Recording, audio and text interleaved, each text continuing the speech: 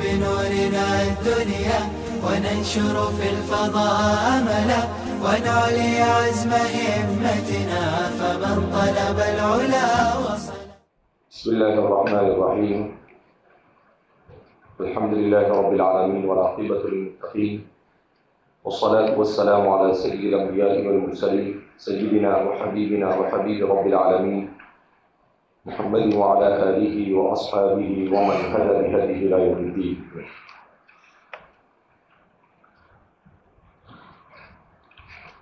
گزشتہ کل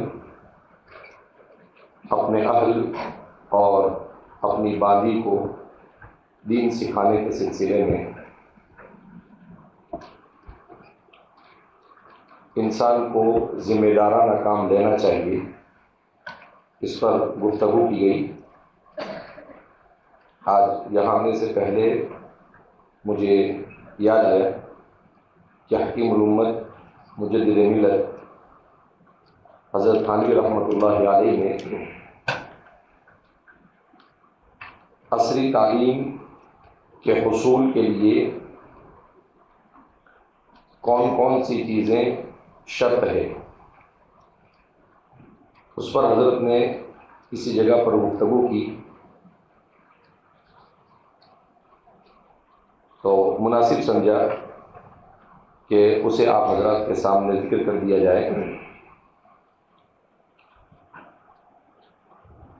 یہ شاہراہ علم میں حکیم فخر الاسلام صاحب نے 1428 میں ربیع الاول کے مہینے میں ان کے کچھ مضامین ہم نے شامل کروائے تھے. اس میں ایک مضمون تھا بڑا قصور کالجوں کے اس لادینی ماحول کا ہے جس میں ہماری نئی نسل پلتی اور ڈھلتی. کہ سب سے بڑا مسئلہ جو ہے وہ نصاب اور نظام سے بھی زیادہ ماحول کا ہے. الانسان ابن البیئہ، انسان ماحول کا پروردہ ہے. اس کو جیسا ماحول ملتا ہے اسی ماحول میں انسان ڈھل جاتا ہے. اسی لیے نبی کریم صلی اللہ علیہ وسلم کا ارشاد مبارک ہے کل مولود یولد علی الفطرہ فابواہ یہودانہ ویمجسانہ وینصرانہ. تو اس حدیث کا مطلب بھی یہی ہے کہ ہر پیدا ہونے والا بچہ دنیا میں اسلام کے ساتھ آتا ہے، مگر جب وہ ماحول میں یہودیت کو پاتا ہے تو وہ یہودی بن جاتا ہے. جب وہ گھر میں ماحول نصرانیت کا پاتا ہے تو نصرانی بن جاتا ہے.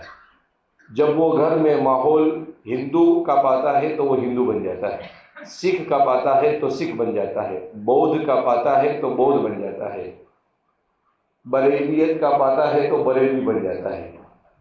غیر مقلدیت کا پاتا ہے تو غیر مقلد بن جاتا ہے.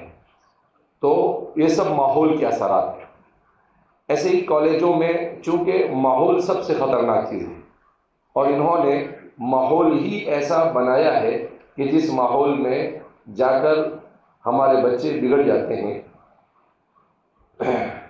تو حضرت تھانوی رحمۃ اللہ علیہ کے حوالے سے اس میں لکھا ہے غالباً شملہ کی کسی کالج میں حضرت تھانوی رحمۃ اللہ علیہ کا بیان ہوا. مخاطب کالج کے لڑکے اور اساتذہ تھے. اس بیان میں حضرت رحمۃ اللہ علیہ نے جدید تعلیم سے پیدا شدہ شبہات کا ذکر فرما رہے تھے جو اسلام کے اصول اور فروع کے متعلق اکثر لوگوں کو پیش آتے ہیں. حضرت نے فرمایا کہ ان شبہات و اشکالات میں صرف نصاب تعلیم ہی کا قصور نہیں، بڑا سبب وہ کالجوں کا لادینی ماحول ہے جس میں ہماری نئی نسل پلتی اور ڈھلتی ہے، جس کی وجہ سے قلوب میں اللہ تعالیٰ اور اس کے رسول صلی اللہ علیہ وسلم کی وہ عظمت و محبت باقی نہیں رہتی جو ایمان کے لیے ضروری ہے. اور یہ عظمت و محبت بزرگوں کی صحبت و مجالست سے نصیب ہوتی ہے. جدید تعلیم کے اثر سے دین کے باب میں جو شبہات پیدا ہوتے ہیں اس سے بچنے کا طریقہ ارشاد فرماتے ہیں کہ بزرگ علماء و صلحاء کی مجلسیں بحمد اللہ ہر جگہ کچھ نہ کچھ قائم ہیں.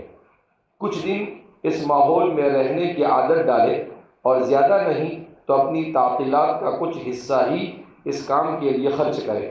اگر وہ ایسا کر لیں گے تو مجھے امید ہے کہ شبہات کا بیج ہی دلوں میں سے نکل جائے گا اور خود بخود صحیح جواب سمجھ میں آنے لگے گا۔ یہ مجالس حکیم الامت میں مفتی محمد شفیع صاحب نے ملفوظات حکیم الامت کے تحت جلد نمبر 24 صفحہ نمبر 63 پر اس کو ذکر کیا ہے۔ تو حضرت کا یہ کہنا تھا، چونکہ حضرت جس دور کی بات کر رہے ہیں یہ یوں سمجھیے کہ انگریزی تعلیم کے مسلمانوں میں بڑھنے کا ابتدائی دور تھا، لہذا حضرت نے اس چیز کو بھانپ لیا تھا کہ نصاب اور نظام کے ساتھ ساتھ ماحول بڑا خطرناک ہے۔ اب اس وقت حضرت نے جو تجویز دی وہ بالکل صحیح کہ بھائی کم از کم آپ لوگ اپنی چھٹیوں میں اور کچھ دنوں کے اندر تھوڑے تھوڑے وقفے سے آپ صالحین کی صحبت اختیار کرو، یا ایھا الذین آمنوا اتقوا اللہ وکونوا مع الصادقین۔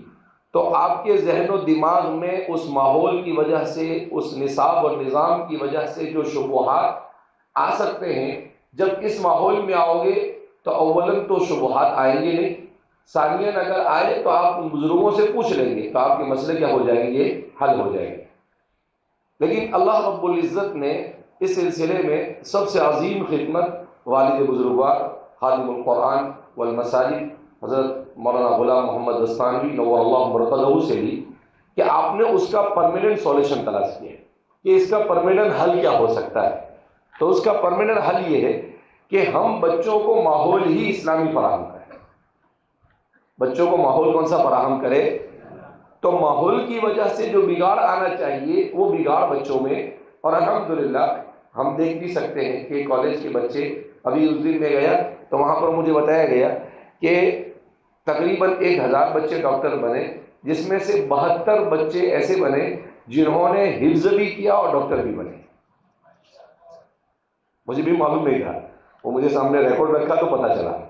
تو اب ایسے کتنے بچے ہوں گے؟ تو اب یہ ماحول کا اثر ہے۔ کتنے، ایک مرتبہ والد صاحب کے پاس میں بیٹھا تھا، کافی 10-12 سال پہلے کی بات ہے، تو ایک بمبئی سے ایک صاحب آئے اور کہا کہ مولانا اللہ آپ کو جزائے خیر دے۔ والد صاحب نے کہا کہ خیریت تو ہے۔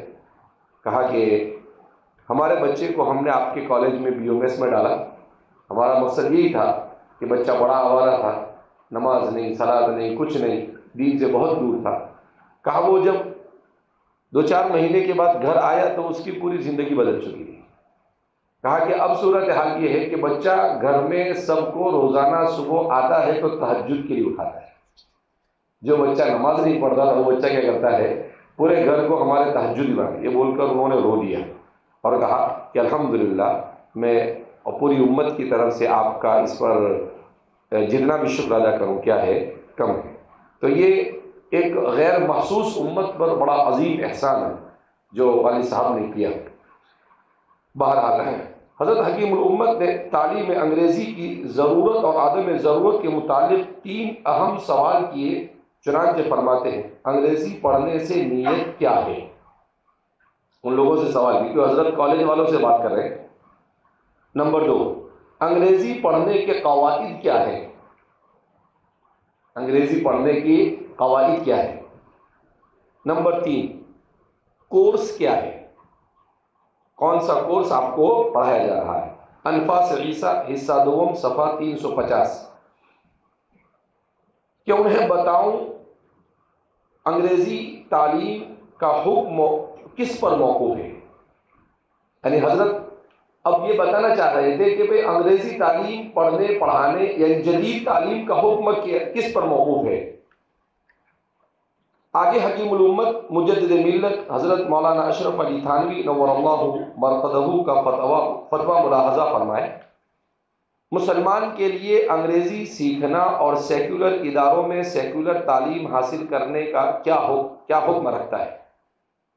مسلمانوں کے لیے انگریزی سیکھنا اور سیکولر اداروں میں سیکولر تعلیم حاصل کرنا کیا حکم رکھتا ہے؟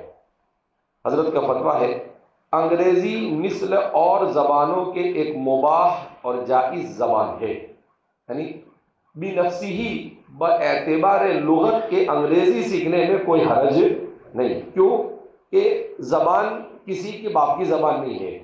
اختلاف السنتکم والوانکم، یہ تو اللہ کی نعمت ہے کہ اللہ نے مختلف زبانیں دنیا کے اندر میں کیا کی ہے، رائج کی ہے. تو زبان کسی کے باپ کی نہیں ہے، زبان یہ تو اللہ کی طرف سے ہے کہ دنیا کے اندر میں مختلف زبانیں وجود میں آئی، مگر 3 عوارض سے اس میں خرابی آتی ہے. 3 عوارضات سے اس میں کیا آتی ہے، خرابی آتی ہے. اول، بعض علوم اس میں ایسے ہیں جو شریعت کے خلاف ہیں اور علم شریعت سے واقفیت ہوتی نہیں. یعنی بہت ساری چیزیں جیسے ڈاروین کی تھیوری پڑھائی جاتی ہے اور یہ ساری جتنی سائنس، یعنی دنیا کیسے بنی، انسان کیسے بنا، یہ جو مباحث ہے جس کو میٹا فزکس کہا جاتا ہے، مابعد الطبیعیات کہا جاتا ہے، اس کو مابعد الطبیعیات کہا جاتا ہے، ماوراء الطبیعیات کہا جاتا ہے، انگریزی میں اس کو میٹا فزکس کہا جاتا ہے. تو کہا کہ اس کے جو چیزیں پڑھائی جاتی ہیں وہ فلسفے اور سائنس کا موضوع ہی نہیں، پھر بھی وہ پڑھاتے ہیں. اب اس کی وجہ سے انسان کے ذہن میں یہ بات آتی ہے کہ ارے انسان تو بندر سے بنا ہے، ارے انسان کائنات تو خود بخود بنی ہے، بگ بنگ سے بنی ہے. پھر آپ نے بولا بگ بنگ سے بنی ہے، انسان کیسے بندر سے بنا؟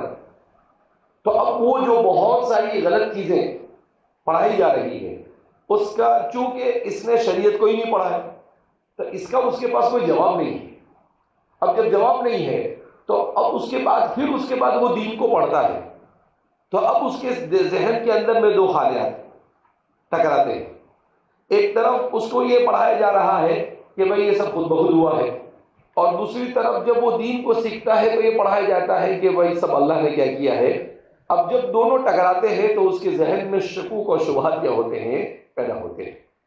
تو کہا کہ اول، بعض علوم اس میں ایسے ہیں جو شریعت کے خلاف ہے اور علم شریعت سے واقفیت ہوتی نہیں، اس لیے عقائد خلاف ہو جاتے ہیں جس میں بعض عقائد قریب کفر بلکہ کفر ہے.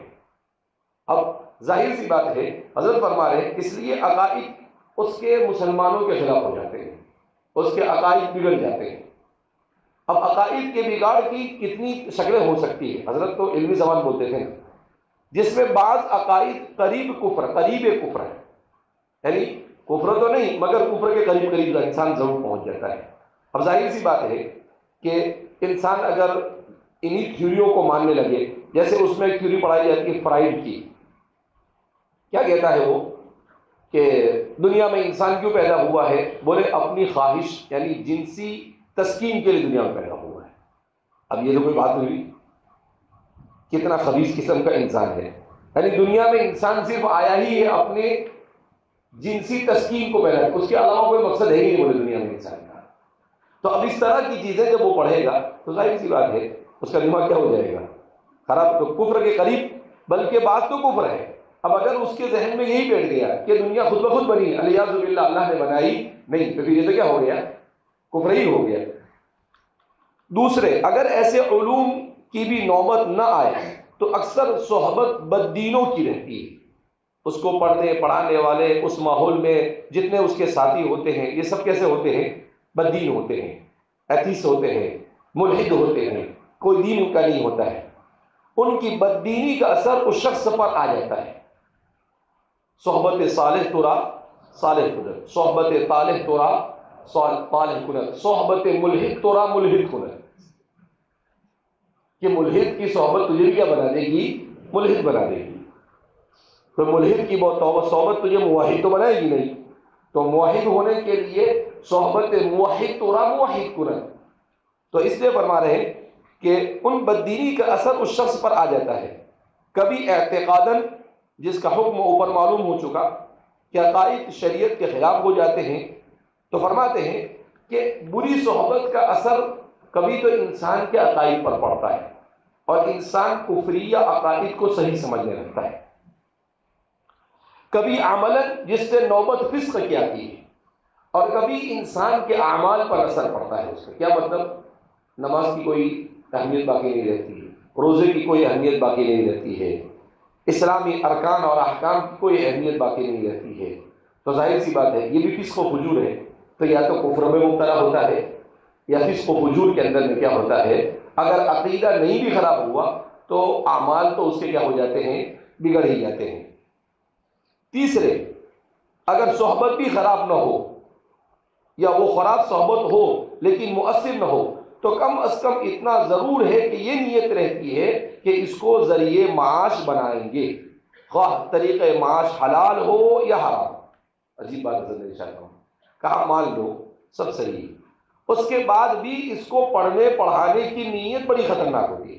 کہا پڑھنے پڑھانے کی نیت کیا ہے؟ دنیا، پیسہ چاہیے، کچھ بھی ہو جائے، حلال طریقے سے آوے گے حرام طریقے سے آوے۔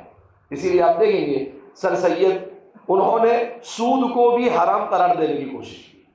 انٹرسٹ جو ہوتا ہے نا، اس کو تجارتی سود کا نام دیا، اس کا نام انہوں نے سود نہیں دیا، کہا تجارت کے لیے ہے۔ تو اسی کے ساتھ ساتھ اس کو اردو کے اندر میں انہوں نے نام دیا یوزری، کہا یہ سود نہیں ہے، یہ یوزری ہے۔ انٹرسٹ کا ترجمہ کیا انہوں نے، کہا یہ یوزری ہے۔ شریعت نے سود کو حرام قرار دیا ہے، یوزری کو حرام قرار دیا نہیں۔ تو یہ ایسے انسان کی، تو اس میں چونکہ حلال اور حرام کی تمیز کے بغیر انسان کیا کرتا ہے، اس کے اندر میں مبتلا ہو جاتا ہے۔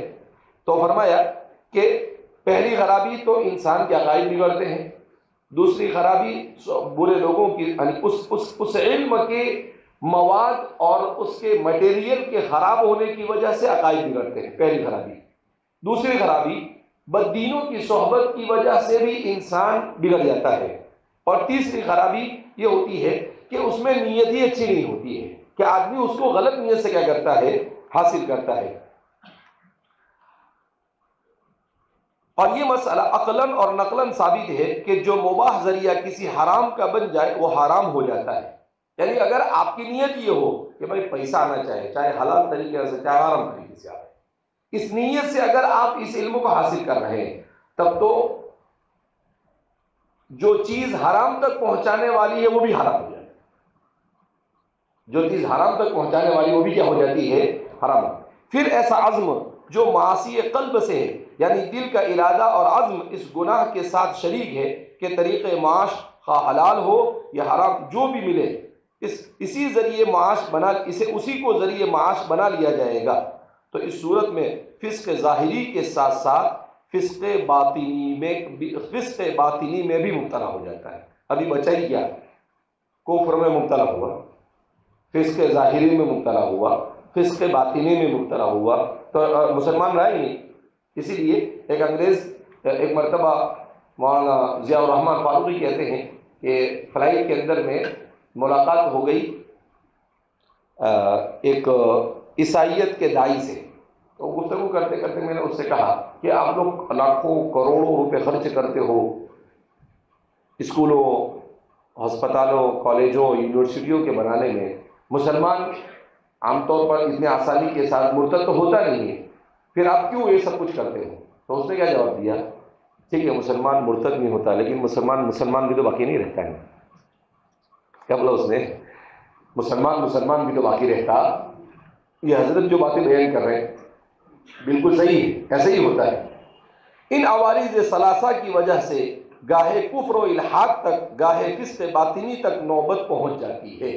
یعنی ان تین وجوہات کی بنیاد پر انسان یہ کفر تک کیا ہو جاتا ہے، پہنچ جاتا ہے۔ لہذا اب یہ تو حضرت نے اصولی بات کی کہ بھائی ہم انگریزی زبان کے سیکھنے سکھانے کو حرام نہیں کہتے، یہ تین چیزوں کی اگر اس میں اصلاح ہو جاوے کہ صحبت اچھی کر لی جاوے، نیت صحیح کر لی جاوے، اور جو غلط چیزیں پڑھائی جاتی ہے ان غلط چیزوں کو یا تو صحیح کر دیا جاوے یا پھر ان غلط چیزوں کو پڑھاتے وقت اس کا تدارک کر دیا جاوے، یہ تین چیزیں کر دی جاوے، تو پھر گویا کہ اس زبان کے سیکھنے سکھانے کے اندر میں کوئی حرج شرعی اعتبار سے ہونا چاہیے نہیں۔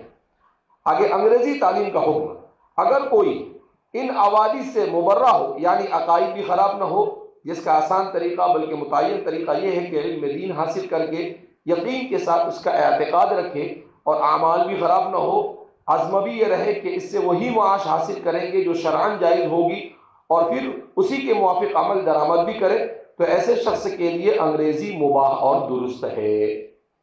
کہا پہلے اچھے سے دین سے، اسی لیے ہمارے والد صاحب نور اللہ مرتضی فرمایا کرتے تھے مسلمان ڈاکٹر بنے، انجینئر بنے، مسلمان سب کچھ بنے، مگر سب سے پہلے وہ سچا اور پکا مسلمان بنے۔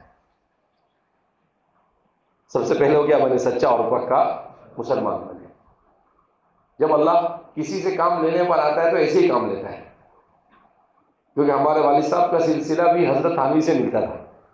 حضرت والد صاحب نور اللہ مرقدہ، یہ خلیفہ حضرت قاری صدیق صاحب باندھوی رحمۃ اللہ علیہ، اور عارف باللہ حضرت قاری صدیق صاحب باندھوی رحمۃ اللہ علیہ کے خلیفہ تھے حضرت ناظم صاحب حضرت مولانا اسد اللہ صاحب رامپوری رحمۃ اللہ علیہ کے، اور حضرت مولانا اسد اللہ صاحب خلیفہ تھے حکیم الامت مجدد ملت حضرت تھانوی رحمۃ اللہ علیہ. تو یہ سب ان کے اثرات تھے، ان کا اخلاص تھا، اور بزرگوں کے ساتھ جو رہے اس کے اثرات تھے کہ الحمدللہ ایک اللہ نے بالکل صحیح طریقے سے ان کے پاس صحیح نہج سے کیا لیا، کام لیا. اور اس سے بڑھ کر یہ قصد ہو کہ اس کو ذریعے خدمت دین بنا دیں گے تو اس کے لیے عبادت ہوگا. یعنی اگر ان کی نیت یہ کر لی جاوے کہ بھئی میں انجینئر بن رہا ہوں تو جہاں دوسروں کے گھر بنا کر حلال کماؤں گا، وہیں پر میں مسجد مدرسے کا کام آیا تو فری میں کر دوں گا، دین کا کوئی خدمت کرنے کا موقع ملا تو میں کوئی چارج لوں گا نہیں. تو حضرت فرما رہے ہیں کہ صرف مباح نہیں، تب تو یہ پڑھنا عبادت بن جائے، یہ پڑھنا کیا بن جائے گا، عبادت بن جائے گا. لیکن اس کی آخری صورت یعنی ذریعے خدمت دین بنانے کے لیے پاس حاصل کرنا یعنی ڈگریاں لے جانا اس دعوے کا مکذب غلط ثابت کرنے والا ہوگا، کیونکہ اس خدمت دین کے لیے صرف استعداد کافی ہے.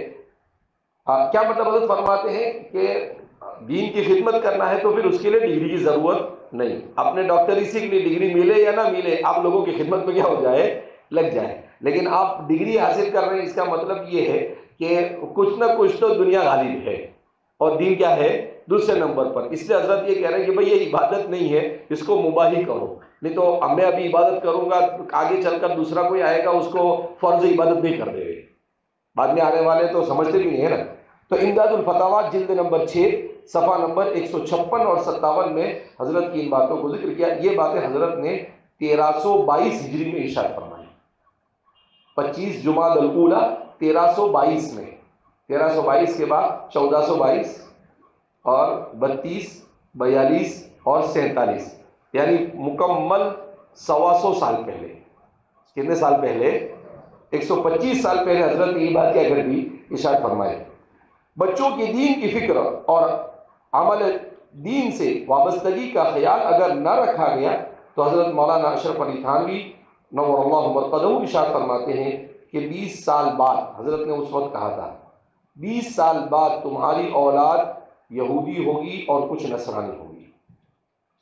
لہذا تعلیم جدید اگر حاصل کرنا ہو تو وہ اس کے شرائط ذکر کرتے ہیں. اب حضرت نے تعلیم جدید کو حاصل کرنے کے شرائط ذکر کیے. میرے کو معلوم تھا کہ تجھے پڑھنے کا شوق نہیں، میں نے پہلے سوچا کہ ایسا بول لوں گا اس میں سے پڑھ لینا، لیکن تو پڑھے گا نہیں، اور پڑھے گا بھی تو کیا معلوم کہاں پڑھے گا، کیا سمجھے گا.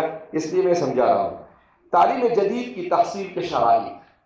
نمبر 1، اپنے مذہب کی تعلیم پہلے حاصل کریں. حضرت کیا فرما رہے؟ اپنے مذہب کی تعلیم پہلے حاصل کریں.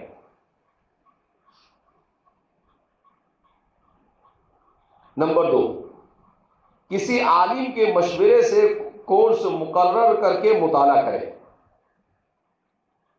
کہا دین بھی اپنی مرضی سے نہیں پڑھے، نہیں تو کہیں جماعت اسلامی بن جائے گا، کہیں کیا بن جائے گا، وحید الدین خان کی طرف چلا جائے گا، کہیں غامدی کی طرف چلا جائے گا، کہیں انجینئر مرزا ملعون کی طرف چلا جائے گا، تو کہیں بھی چلا. اس لیے حضرت بڑے نباز آدمی تھے نا، حکیم الامت نہیں کہا ایسے حضرت کو.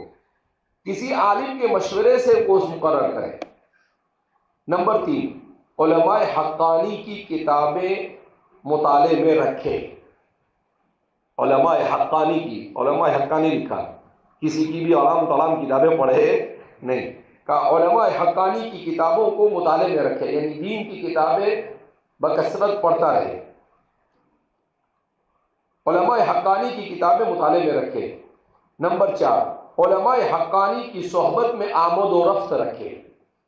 علماء حقانی کی صحبت میں آمد و رفت رکھے.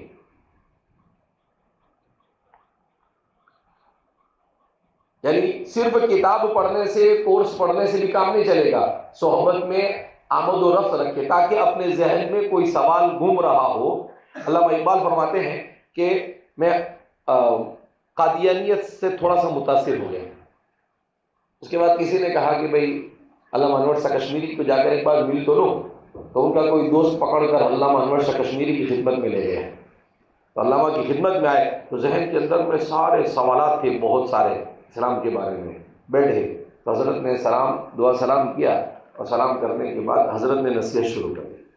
فرماتے ہیں کہ جب حضرت کی مجلس ختم ہوئی، بات ختم ہوئی حضرت کی، تو میرے ذہن کے سارے سوال کے جواب حضرت نے دیے، پوچھنا نہیں پڑا، بغیر پوچھے میرے ذہن میں جو سوالات چل رہے تھے، علامہ انور شاہ کشمیری رحمۃ اللہ علیہ نے میرے سارے سوال کے جواب کیا کر دیا، دے دیا۔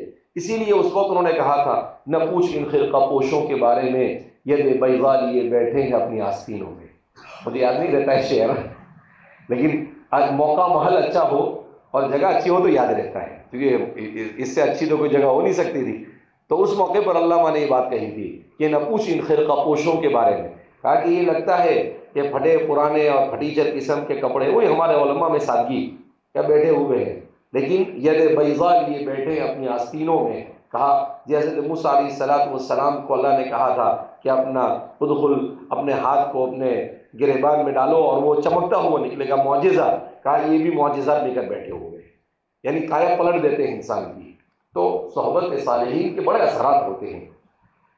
نمبر 5، غیر جنس کی کتابوں، مختلف رسالے، اخبارات، ناول، ملحدوں بدینوں کے مضامین، ٹیلی ویژن، کمپیوٹر، انٹرنیٹ اور موبائل کے، یہ اضافہ کیا ہے حکیم فخر الاسلام صاحب نے، حضرت نے غیر جنسی کتابوں سے اعراض رکھے، غیر جنسی کتابوں سے اعراض رکھے۔ تو اس میں انہوں نے کہا غیر جنسی کتابوں سے مراد کیا ہے، مختلف رسالے، اخبارات، ناول، ملحد اور بے دینوں کے مضامین، ٹیلی ویژن، کمپیوٹر، انٹرنیٹ اور موبائل کے ذریعے فحش خیالات اور مغربی اور مخرب اخلاق پروگراموں سے اعراض رکھے۔ کہا یہ سب چیزیں نہ دیکھیں، یہ سب بھی چھوڑنا پڑے گا۔ کہا جب ان کو چھوڑنے کے لیے کہا گیا تو میں اور آپ تو بدرجہ اولا اس کے مخاطب ہو، اسی لیے موبائل جمع کیا تمہارا۔ اس کے بعد تعلیم جدید حاصل کرنے کا مذائقہ نہیں، اس کے بعد تعلیم جدید حاصل کرنے کا مذائقہ نہیں۔ یہ حضرت تھانوی رحمۃ اللہ علیہ نے کہا یہ سب کریں تب جا کر آپ تعلیم کیا کر سکتے ہیں، عصری تعلیم حاصل کر سکتے ہیں۔ اس کے بغیر اگر آپ تعلیم حاصل کریں گے، حضرت نے پہلے ہی کہہ دیا تھا کہ تمہاری نسل آدھی یہودی اور آدھی نصرانی ہوگی، اور ویسا ہی ہوا ہے۔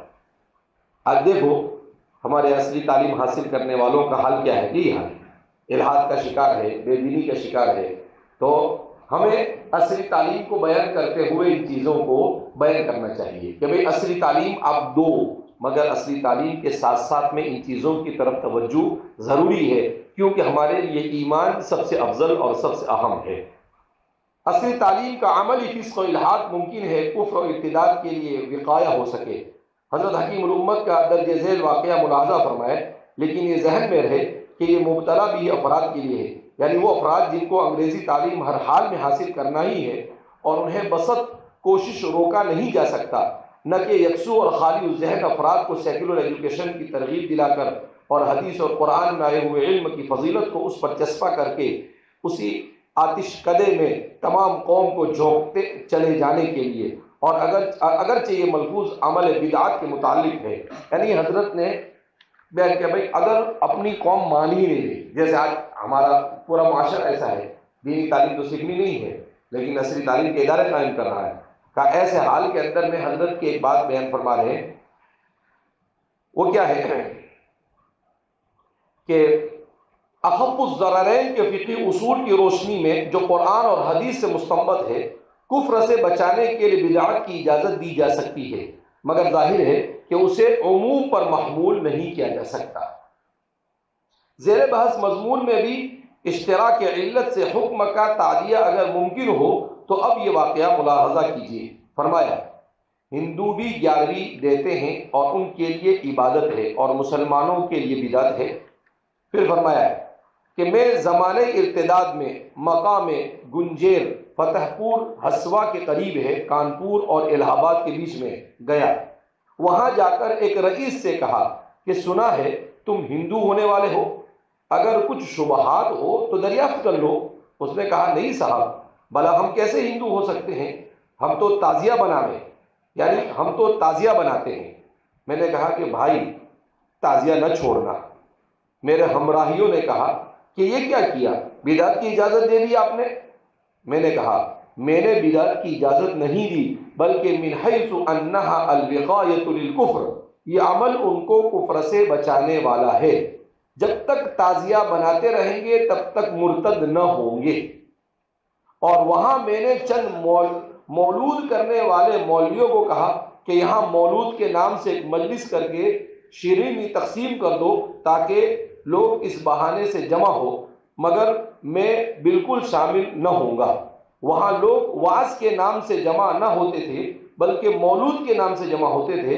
ہم نے اتنی وسعت کر دی، باوجود اس کے پھر بھی ہمیں لوگ متشدد کہتے ہیں۔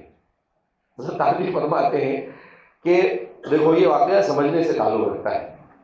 حضرت نے کہا کہ ایک جگہ پر حضرت کو پتہ چلا کہ بھئی کوئی مسلمان بڑا رئیس آدمی ہے، وہ مرتد ہو رہا ہے۔ تو حضرت اس کے پاس گئے اور کہا کہ بھئی ہم نے سنا تم مرتد ہو رہے ہو۔ کہا نہیں مرتد تو نہیں ہو رہے، لیکن تعزیہ بناتا ہوں میں۔ کیوں؟ اس لیے کہ وہاں کے مولویوں نے یہ کہہ دیا تھا کہ تعزیہ بنانا بدعت اور شرک ہے، تو اس وجہ سے اس نے حضرت کے سامنے بات رکھی۔ تو اب کیا ہوا کہ وہ تعزیہ جو بدعت ہے محرم کی، اس بدعت کو اسلام کا جز سمجھ رہا تھا، اور یہ سمجھ رہا تھا کہ تعزیہ بنانے کا مطلب یہ ہے کہ مسلمان ہے۔ اب حضرت اگر اس میں کہہ دیتے کہ نہیں نہیں تعزیہ بدعت بنانے کا نہیں، تو اس کے مرتد ہونے کا یقینی شبہ تھا۔ تو حضرت نے اس کو کہا بھائی تعزیہ چالو رکھ۔ حضرت نے کیا کہا، اس کو تعزیہ بنانا چالو رکھ۔ تو لوگوں نے کہا حضرت کے ساتھ کہ حضرت یہ آپ نے بدعت کی اجازت دے دی۔ تو حضرت نے کہا کہ بھائی اس کو اگر میں تعزیے سے روک دیتا تو یہ اسلام سے نکل جاتا، تو کم از کم ایک بدعت کے ذریعے کفر سے اسے روکا جا رہا ہے، پھر اس پر محنت کر کر دوبارہ اس کو کا مسلمان کیا کر لیں گے ہم، لیکن ابھی تو کفر سے کیا ہو جائے، وہ بچ جائے۔ کہا ایسے ہی کسی جگہ پر کہا کہ بھئی لوگ بیان میں جمع نہیں ہوتے ہیں، تو حضرت نے کہا کہ مولود کے نام پر ہی کیا کرو، ان کو شیرینی کھلانے کے بہانے ان کو جمع کرو، پھر ان کو واعظ کریں گے۔ کہا ویسے بیان سننے کے لیے نہیں جمع ہو رہے ہیں، لیکن کسی بدعت کے نام پر جمع ہو جاوے اور پھر دین ان کو سکھا دیا جاوے تو اس میں کیا حرج ہے۔ حضرت کہا کہ دیکھو اتنی وسعت ہم رکھتے ہیں پھر بھی لوگ ہم کو متشدد کہتے ہیں۔ حضرت تھانوی کا تعزیہ کی اجازت دینا اور خود شریک نہ ہونا، اس سے یہ بھی معلوم ہوا کہ خواص سے اہل علم اور صلحاء کو سیکولر تعلیم کے مختلف پروگراموں، کالج کے غیر نصابی سرگرمیوں کی تقریبات جن میں منکر، خلاف شرع، امور و معاصی پر مشتمل متعدد اجزاء ہوتے ہیں، شریک نہیں ہونا چاہیے۔ یہ بہت ضروری ہے ہمارے لیے کہ اگر ہم جائیں تو ان چیزوں کو روکیں، اگر نہیں روک سکتے ہیں تو پھر ہمیشہ کیوں کہ علماء کا اس میں شرکت کرنا، اس کا مطلب یہ ہے کہ لوگ یہ سمجھیں گے یہ چیز جائز ہے۔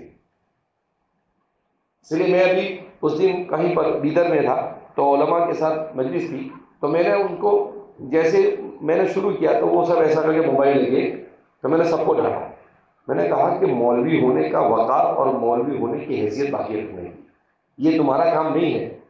تو سب نے موبائل فٹافٹ کیا کر دیے، پھر ان کو سمجھایا کہ بھائی دیکھو یہ تصویر ناجائز اور حرام، یہ جائز ہو سکتی نہیں ہے، لہذا اس بنا پر ضرورت کے بقدر جو کرے ان کو کرنے دو، لیکن علماء کو تو تصویر سازی سے بالکل دور رہنا چاہیے۔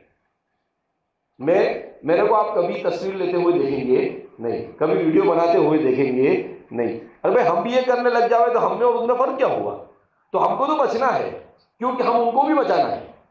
تو جو گنجائش دی گئی ہے وہ گنجائش الضرورت تتقدر بقدر الضرورت۔ تو حضرت فرماتے ہیں کہ اگر عوام کو دین سے روکنے کے لیے صرف چیزیں کرنی بھی، علماء کو اس میں شرکت سے کیا ہونا چاہیے، باز رہنا چاہیے، ورنہ بے ضرورت ان کی تائید اور حمایت کرنی پڑے گی، الا یہ کہ منکر کی اصلاح مقصود ہو، یعنی آپ روک سکتے ہو۔ جیسے ہم لوگ ہمارے کالجوں میں پروگرام میں جاتے ہیں تو روکتے ہیں، اگر کوئی غلط چیز ہو تو فوراً ہم کیا کرتے ہیں، ٹوک دیتے ہیں کہ یہ ہونا چاہیے نہیں۔ تو اتنا اگر اپنے اندر قدرت ہے تو پھر انسان، ورنہ انسان شریک نہ ہو۔ وسیلہ اور مقصود کا فرق پیش نظر رہنا ضروری ہے۔ مادیات کی ہلاکت آفرینیہ پہلے علم کے میدان میں قدم جماتی ہے جس سے اعتقاد بگڑ جاتے ہیں، پھر عمل کے میدان میں چھا جاتی ہے جس سے ہمت عمل ختم ہو جاتے ہیں۔ نظر کالج میں بس ان کی رہی علمی فوائد پر، گرا کے چپ کے بجلیاں دینی عقائد پر۔ اکبر الہ آبادی ان کا شعر ہے، اکبر الہ آبادی کو حضرت تھانوی فرماتے تھے کہ یہ عارف باللہ شاعر ہے۔ حضرت تھانوی رحمۃ اللہ علیہ علامہ اقبال کو نہیں مانتے تھے اتنا، لیکن اکبر کو بہت مانتے تھے اور کہتے تھے کہ اللہ کے قریب پہنچا ہوا شاعر۔ تو یہ ہنسی میں بات کہہ دیتے تھے، لیکن باتیں بڑی بھاری کرتے تھے۔ تو کیا کہا؟ نظر کالج میں بس ان کی رہی علمی فوائد پر، کا صرف نالج معلومات اور اسی کے چکر میں پڑے رہے، جغرافیہ نے، سائنس نے، ریاضی نے، اسی چکر میں رہے، گرا کے چپ کے بجلیاں دینی عقائد پر، مگر اپنے عقائد بگڑ رہے، انہوں نے اس کی کبھی کوئی فکر کی نہیں۔ غیر ضروری تعیش، عیش پرستی اور وسائل جمع کرنے کا نام اسلام کی زبان میں دنیا ہے۔ حضرت قاری طیب صاحب کی بات چل رہی ہے۔ غیر ضروری تعیش، عیش پرستی اور وسائل جمع کرنے کا نام اسلام کی زبان میں دنیا ہے، جس کے دلدادہ کو احمق اور بیوقوف بتلایا گیا ہے۔ الا انہم هم السفہاء۔ اور دنیا سائنس اور محفل چار عناصر کے تصرفات کو اسی حد تک حاصل کرنے کی اجازت زبان نبوی پر دی گئی ہے جس حد تک مذہبی مقاصد میں ان کی ضرورت ہو۔ ارشاد نبوی ہے، اعمل للدنیا بمقدار بقائک فیہا واعمل للآخرۃ بمقدار بقائک فیہا، کہ دنیا کے لیے آپ اتنی محنت کرو جتنا دنیا میں رہنا ہے، اور آخرت کے لیے اتنی محنت کرو جتنا وہاں رہنا ہے۔ جب معلوم ہو گیا کہ سائنس وسیلہ ہے اور روحانی افعال مقصود، تو سمجھ لینا چاہیے کہ ترقی وسائل میں کی جانی چاہیے یا مقاصد میں۔ وسائل میں ترقی ذات وقت ہے اور مقاصد میں ترقی کا نام خیرات اور برکات ہے۔ اس کے بعد حضرت حکیم الاسلام اہل سائنس اور مسلم یونیورسٹی کے طلباء سے شکایت اور نصیحت کے طور پر فرماتے ہیں، لیکن آپ نے اپنے طرز عمل سے موضوع کو الٹ دیا اور وسیلے کو مقصود بنا دیا۔ یعنی مقصد تو دین اور آخرت ہونی چاہیے اور دنیا اس کے تابع، مگر الٹا ہو گیا۔ تمہارے یہاں دنیا مقصود ہے اور آخرت کیا ہو جاتی ہے؟ اس کے تابع ہو جاتی ہے۔ روحانی افعال اور اسلام کو تو تابع محض اور رسمی و اسمی کر ڈالے اور سائنس کو مقصود حقیقی اور مطلوب اصلی قرار دے دیا ہے، جس کا نتیجہ ہلاکت خیزی ہے جو نظروں کے سامنے ہے۔ مادیات کی یہ ہلاکت آفرینیہ پہلے علم کے میدان میں قدم جماتی ہے جس سے اعتقاد بگڑتے ہیں، پھر عمل کے میدان میں چھا جاتی ہے جس سے ہمت عمل یعنی روحانیت ختم ہو جاتی ہے۔ یہ مادیات چونکہ خود محسوسات کے انواع ہے، اس لیے ان کا دلدادہ انسان زیادہ سے زیادہ حس ہی کی گہرائیوں تک رسائی پا سکتا ہے، اور حس کا تعلق حواس سے خمسہ آنکھ، ناک، کان وغیرہ سے ہے۔ اس لیے ایک چشم و گوش کا بندہ مشاہدات چشم و گوش ہی میں گرا رہتا ہے۔ علوم قلب، علوم ارواح اور علوم حقائق تک اس کی رسائی ہونے ہی نہیں پاتی، اور ظاہر ہے کہ جس علم کی راہ سے آدمی ناواقف محض ہو اور ناواقفی کے ساتھ ادھر کا رخ بھی کرے، تو اس کا مبلغ پرواز بجز اوہام، خیالات، شکوک و شبہات کے علوم و معارف کے کم ہو سکتے ہیں۔